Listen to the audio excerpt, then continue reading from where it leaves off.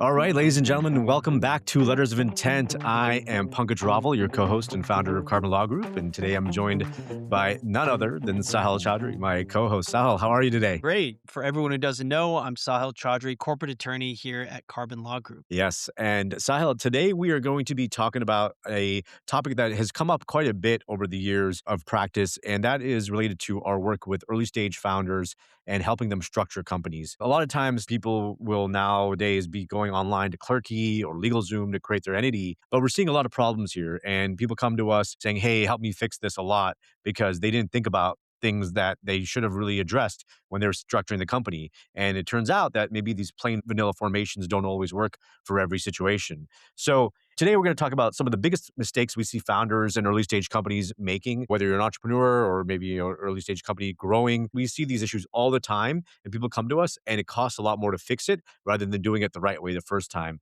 So Sahil, today we're going to be talking about a topic that is really important to a lot of our clients, and that is structuring the entity the right way from the beginning. And we see a lot of bad structuring, a lot of people coming to us with the wrong approach to their business that causes them a lot of problems down the line. So from your perspective, what's one of the biggest issues or some of the biggest issues you see with founders who have not really taken the proper steps to structure their entity the right way? Well, there are a lot of issues, but right off the bat, when our clients use our registered agent to do their formation, I almost always see that a number of shares have been authorized that the founders don't know. They don't know how many shares have been authorized. They don't know what type of shares have been authorized. And in almost every case, those shares have actually not been issued by the time that founder wants to raise additional capital in their company. Just to make this a little bit of an easier example for our listeners here, when you use a registered agent and they form a corporation, that corporation is authorizing shares, but it hasn't issued those shares yet. And so for you to own your own shares in your company, those shares have to be issued to you in some way, either because you purchased them or they've been awarded to you for some other reason, maybe because of your services. But that paper trail has to happen. And ultimately, there are going to be some matters where you need stockholder consent in order to bring new capital on. Let's say you need a stockholder consent to approve the purchase of additional shares, or you need to spread out the shares and identify who owns what. You can't issue shares to an investor before you've issued shares to yourself. So that's one issue that we really see often is at formation is founders not knowing that they haven't issued shares to themselves. The second major issue I see is many of our founders are unfamiliar with the SEC rules. And even if you're offering one share or one unit to an investor or a service provider, someone who's going to be working for you and wants equity, or someone who's going to invest in your company, you are going to need to fall under one of the SEC's safe harbor regulations that allows you to offer those shares without SEC registration. And so there's Regulation D, there's 4A2, there's 701. There are regulations that are really important. I mean, I can't tell you how many times we speak with clients who say, but it was just one share. But it doesn't matter. Even if it's just one share, you need to follow the rules for how you're issuing that share. And the third thing I see that happens at formation is not really knowing how you're going to pay yourself.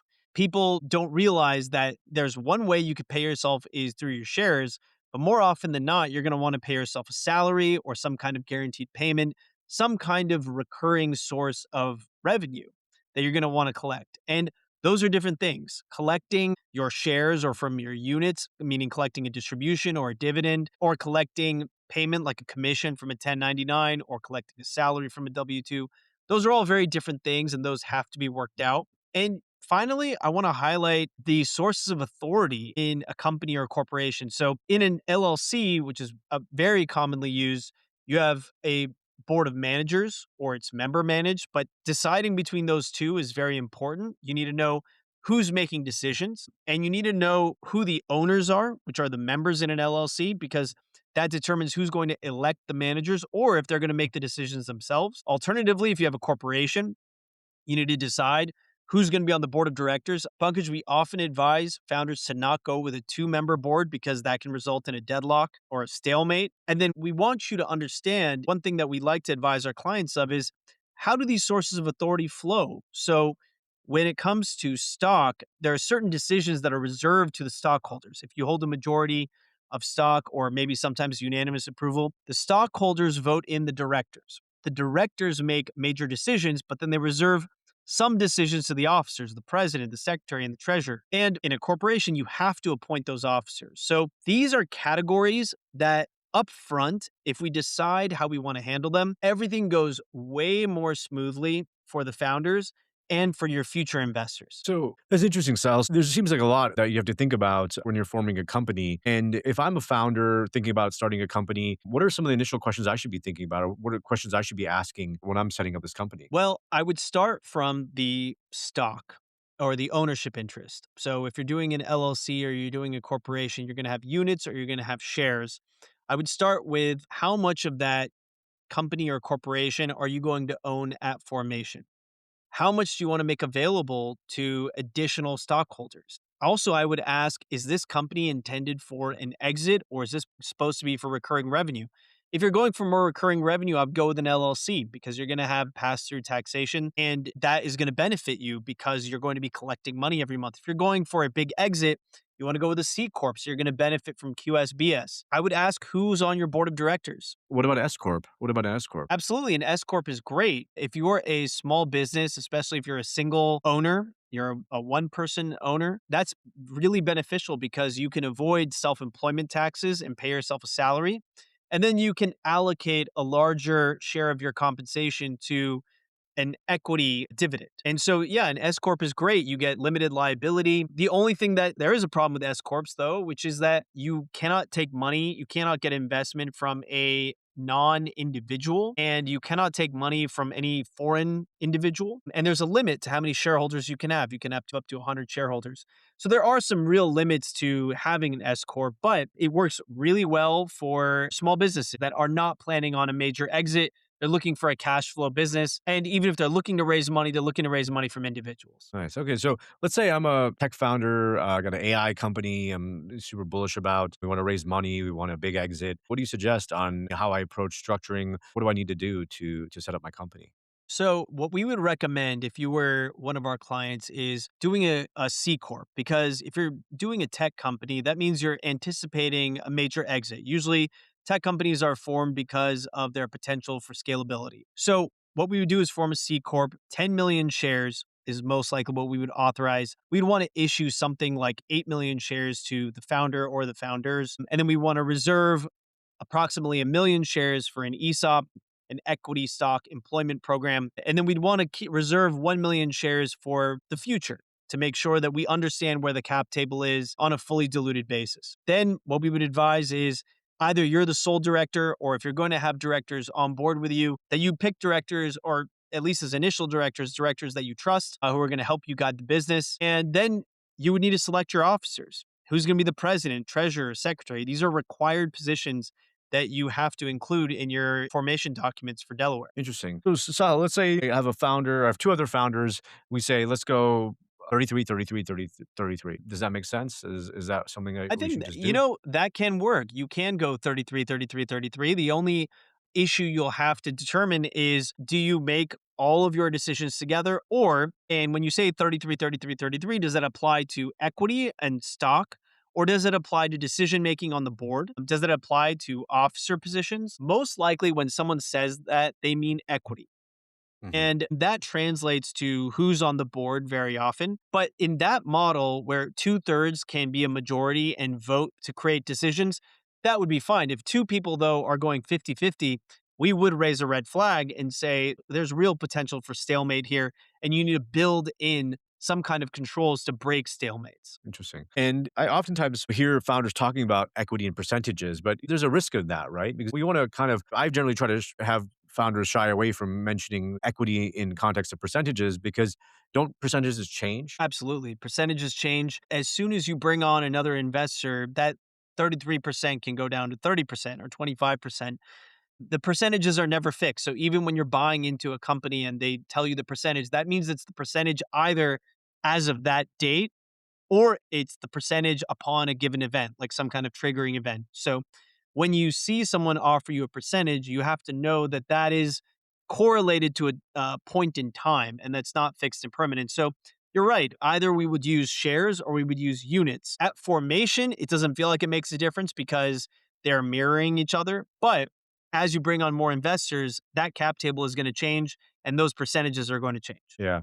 And another big question, I think, another big issue I see early on, and I think a lot of where founders get stuck or don't or kind of gloss over is how do you even distribute equity to each person, right? Who's bringing what to the table is not always an easy conversation, but an important conversation to have, right? Because a lot of people default to say, hey, 33, 33, 33. But I think if you're not clear about what the expectations are at the beginning of who's doing what and who's bringing what to the table, maybe there's some IP being contributed. There's a lot that needs to be considered in terms of how you get to the number you're getting to. And I think if you don't really think about that in detail, it could lead to big problems down the line. That's a great point. We've seen some people contribute money, some people contribute IP, some people contribute their services, and those all have to be valued proportionally and appropriately. So, yeah, absolutely. I think that that makes a big difference. And then when you're offering equity, we always advise using restricted units or restricted stocks so that all the parties are incentivized to build up the company because often if you get all the equity